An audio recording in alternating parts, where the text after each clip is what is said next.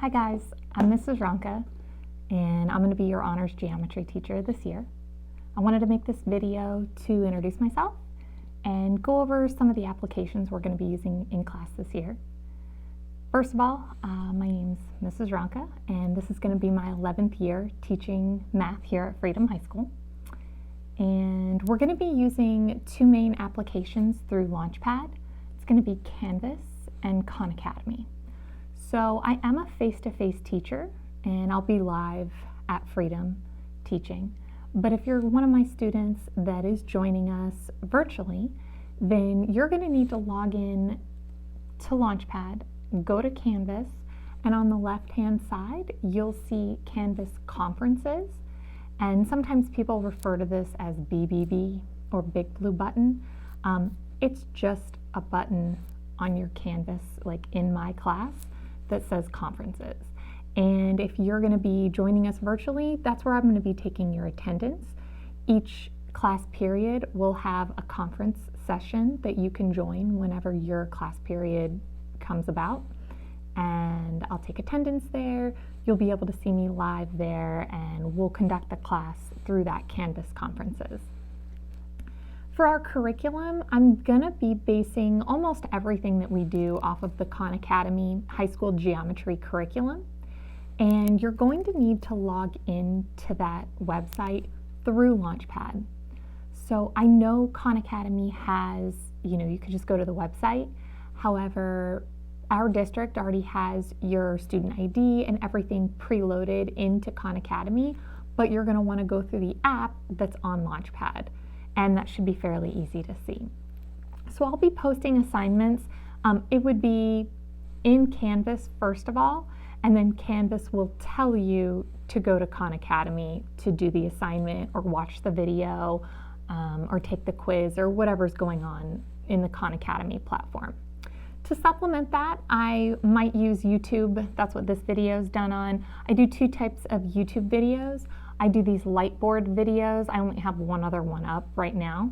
And I also do videos where you can just see my hands and I'm like working out a problem. Those are a little faster for me to create, but I'll try to switch back and forth because I feel like this is a nice format where you can see my face and you can see what we're talking about.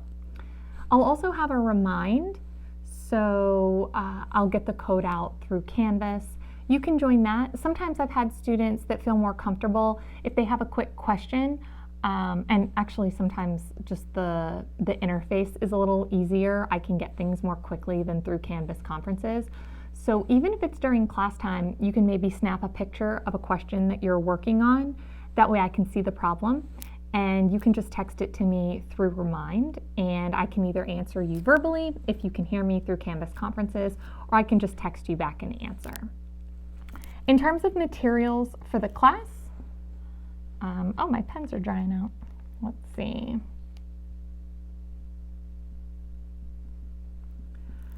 So in terms of materials, the two main materials you're going to need are going to be graph paper.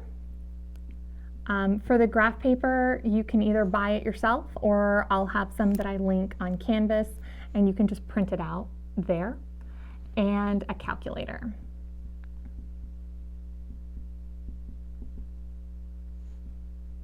I know there's not an I in calculator. So in terms of calculating, you can buy any calculator you want. I would actually hold off on buying a calculator for right now because you're going to be at home and you're going to have your laptop out where you can go, to do all these things. I would just use your phone as a calculator, but you know how you can turn your phone sideways and it gives you like the scientific calculator? That's really not a very helpful calculator. It's very annoying. You have to kind of type things in, and if you make a mistake, you can only see one thing at a time. I don't know. I'm not a fan of the sideways calculator. So what I will do is I will link a tiny URL. I'll put it on Canvas.